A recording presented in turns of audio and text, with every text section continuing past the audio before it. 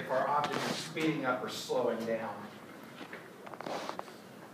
We define the angular acceleration as the change in theta with respect to time. Just to remind you all, our theta goes this way for positive, and the zero of our theta is right there. In addition, let's see, we said that we can figure out the velocity of our object on the rim through this equation. If we have the angular velocity and the radius of our circle, we can figure out how fast our object is moving with this equation right here. And we also said that our radial acceleration is equal to the velocity of our object squared divided by the radius of our circle, or this is additionally equal to omega squared times r. So this is all information that I gave you all on Thursday. And v is tangential velocity? Yeah. Well, yes, absolutely. V is the tangential velocity, and also we realize that, say, if we've got a ball on a rope and we're swirling it around, that our velocity can only be tangential.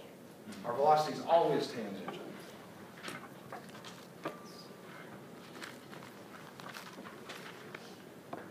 So V is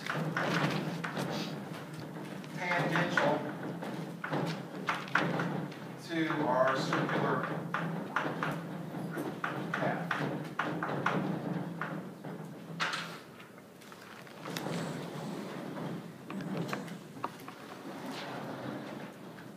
And I finished out the day with this particular clicker question here.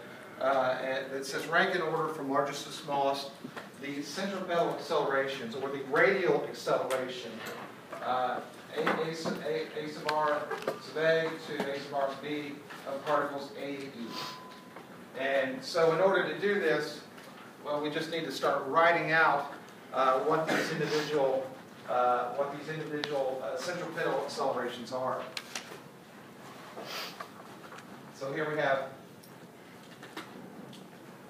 let me write down that centripetal acceleration is basically is the same thing as our radial acceleration here. So for instance, if we look at A, we see that our velocity is v and our radius is r. So if we look up at our equation there, it says a sub r is equal to v squared over r, or centripetal acceleration is equal to v squared over r. In this case, a sub r is just equal to v squared over r. So looking at B now, our velocity is 2v. And our radius is r. So in this case, AR is equal to 2v squared over r. This is I understand that this can be a little bit confusing. Let's say if it is a little bit confusing to you, we can fill in some numbers here. Say that v is just 1 meter per second. Okay? So in this case, 2v would be 2 meters per second.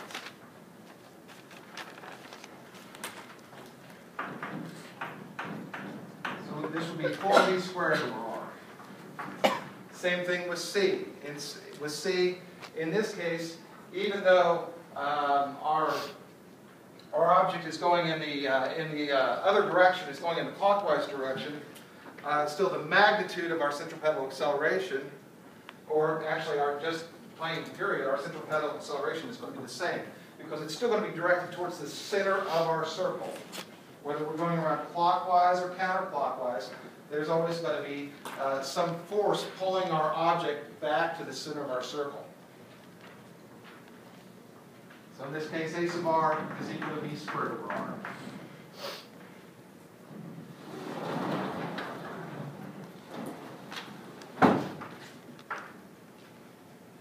So for D, our velocity is v and our radius is 2r. This is a sub r is equal to v over 2r equals 1/2. V squared over R. And for E here, we've got 2V and 2R.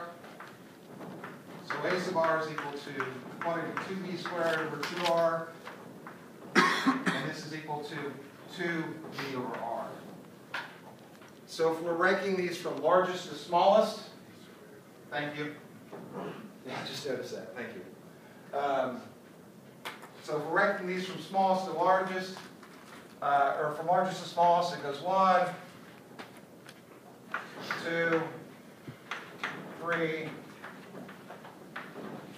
and 4. And hopefully that's the answer that matches up with what we've got on the screen here, which, yeah. Yes, thank you. Yes, we see it is. Thank you. Thank you very much. Okay.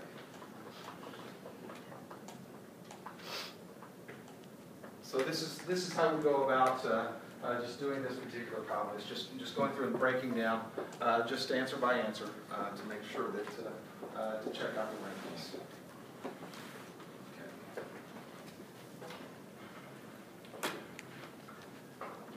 So let's take a look at an example problem using some of the information that we've learned about our circular motion.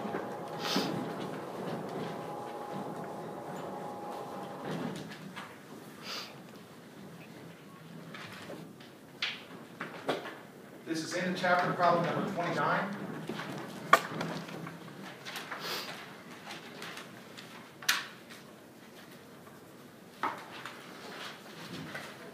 Chapter 4, number 29. And this one states, your roommate is working on his bicycle and has the bike upside down. He spins a 60 centimeter diameter wheel, and you notice that a pebble stuck in the tread goes by 3 times every second. What are the pebble's speed and acceleration? So here we've got a 60 centimeter diameter wheel. We said that this thing rotates 3 times every second. And then we're asked, what are speed and acceleration? Okay. So, step 1. Okay. Thank you.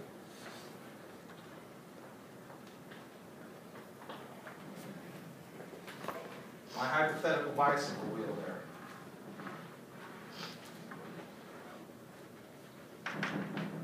Define my axis. Pick out some point that I want to draw the pebble in. And use a point model, but of course if it's pebble, it looks like a point anyway. Our radial acceleration is pointed towards the center of our circle. And for the fun of it, we'll point the velocity vector going counterclockwise, even though the problem statement doesn't say anything about it, and it really doesn't matter because it's asking about speed, which is a magnitude, rather than velocity, which is a magnitude in a direction. So now what? Where can I go from here?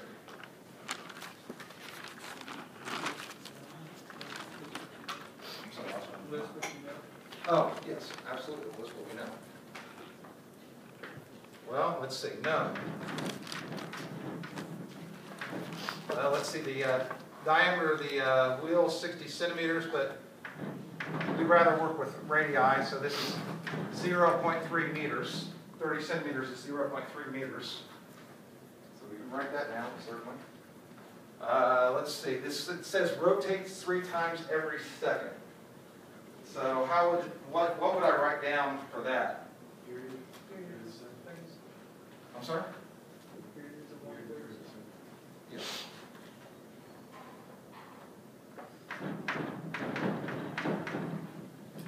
The t equals 1/3 seconds. That's absolutely correct. Absolutely a way to write that down. I'm going to additionally write down here that we could also report this as omega is equal to 3 rotations per second. We remember, of course, that rotations per second is not our SI unit for omega, but this is still another useful and valid way to report omega. So, and then let's see, we want to find velocity and our radial acceleration. So now what?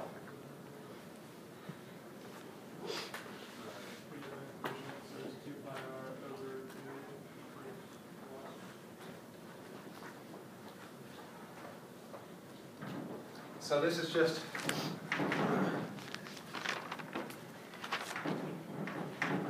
go ahead and give it to me one more time. 2 pi r over t. Okay, thank you. Because I'm going to take your suggestion. That's not what I've got written down in my notes. So thank you. So we've got just a straight equation here that says that our velocity is equal to 2 pi times the radius divided by our period. So we know the radius, we know the period, so it's just a question of plugging things in here. 2 pi times 0.3 meters over 1/3 seconds. And in this case, our velocity is going to be equal to 5.65 meters per second. Somebody got a calculator to check that? Thank you.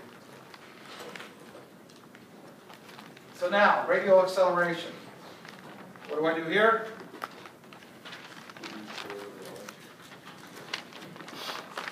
So a sub r is equal to b squared over r. So it's just a matter again of filling in the blanks. And I know this is kind of a boring problem, but again, it's just to familiarize ourselves with the concepts that we're talking about. So I kept the first one simple. And what we end up with here is 106.6 meters per second squared.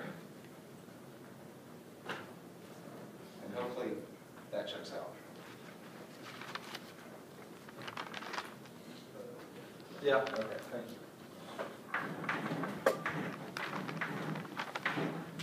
So just a very, very simple problem that helps to familiarize ourselves with velocity and radial acceleration when we're talking about circular motion.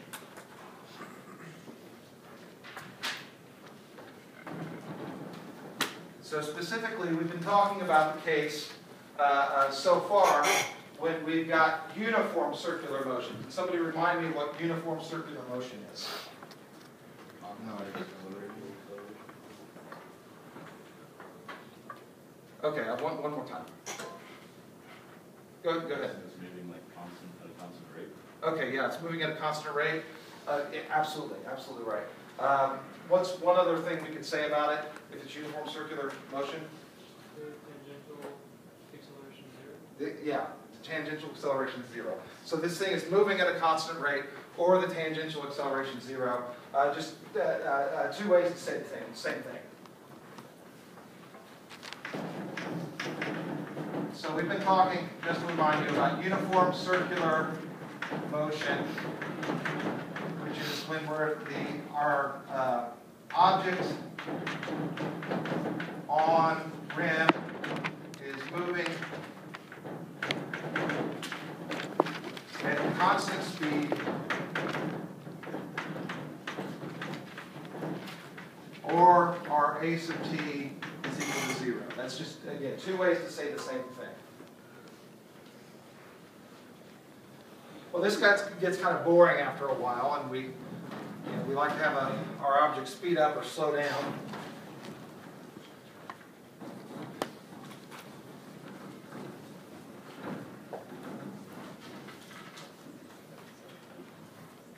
So in that case, we need to talk about non-uniform circular motion. So section 4.7 here is non-uniform circular motion.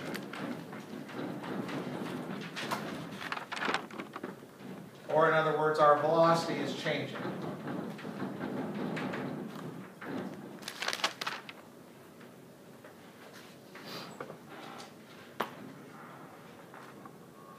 Let me draw my circle there. I think my circles are getting better. Maybe not. Probably fill the next one up.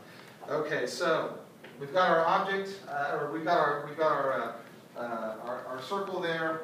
Let's pick out a point on the rim, and in the case where we've got a changing v or a tangential acceleration, we are going to have this a sub r, a sub r, a sub t, and also I'm just going to draw a velocity vector out there for the fun of it. And we remember now that we've got basically our acceleration broken down into components. One that's pointed directly towards the center of our circle, the radial acceleration, and one that's perpendicular to it, that's causing our object to speed up or slow down, the tangential acceleration. So these are two vectors broken down into components. We can add these two vectors together to get the resultant acceleration, or to get the complete view of the acceleration. So if we draw our a sub r, say out here, we see that our net acceleration, or our full value of acceleration, is going to be represented by our purple vector there, which is the sum of our radial and tangential components. What's the sum on the A vector? The one I've drawn out here, a sub r, Up, a sub t, left. a sub r, a. Just A? Just a. Not a- Yes. Yeah. I'm glad there weren't more A's out there. Okay, that works. It's all right. So we can say that our acceleration is equal to the sum of our radial component and our tangential component. And of course, we remember when we're talking about vectors broken down into components, that the magnitude of our vector is just the root of our components squared.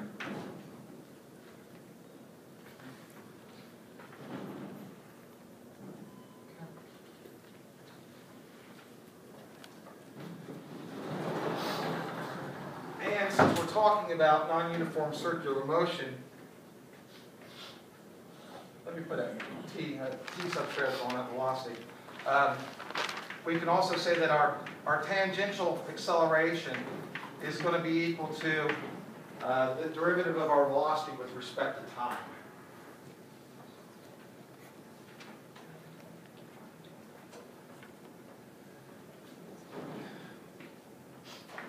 Now, if a sub t is constant, we can use all those kinematic equations that we've learned so far in this situation. We can use our constant acceleration kinematics.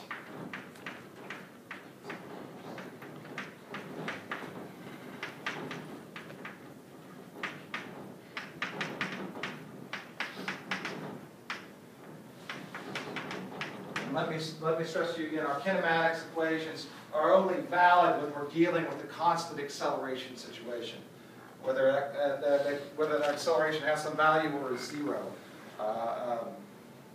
But we can only use them if our acceleration is constant. So in this case, let me write it down. S is equal to SI plus VI delta T plus 1/2 a sub t times delta t squared. And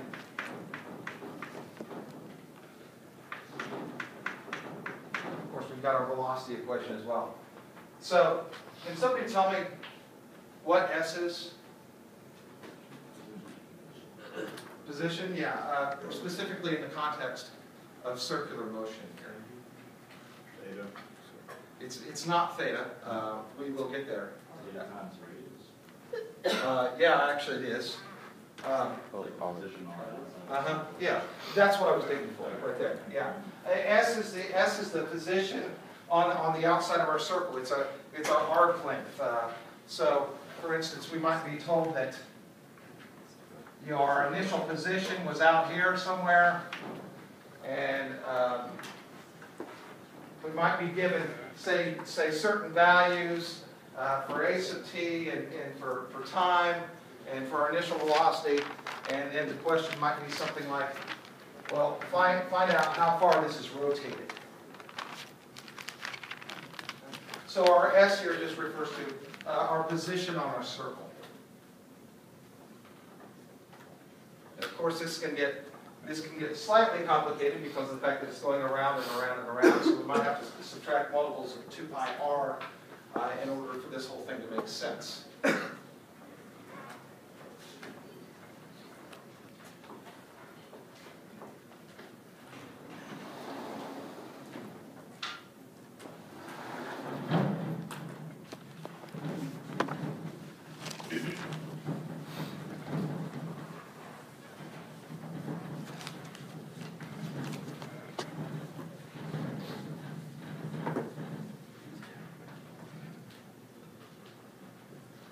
So,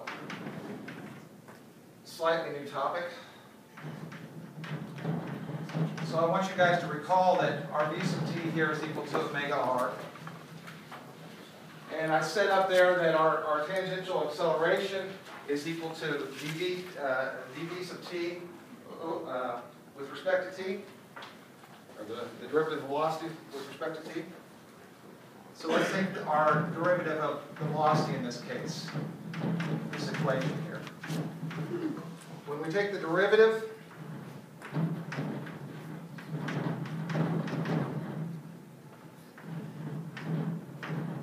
of both sides, we just end up with the derivative with respect of velocity with respect to time is equal to the derivative of our angular velocity with respect to time times our radius r.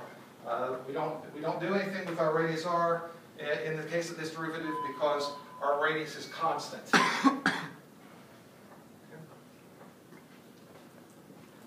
Now let's see, using the equation that I've written up there, now we see that our tangential acceleration is equal to d omega dt times r. And now I would like to define another item. So we've got a change in angular velocity with respect to time. We saw that when we've got a change in velocity with respect to time, it's an acceleration. So if we've got a change in angular velocity with respect to time, it's an angular acceleration. So here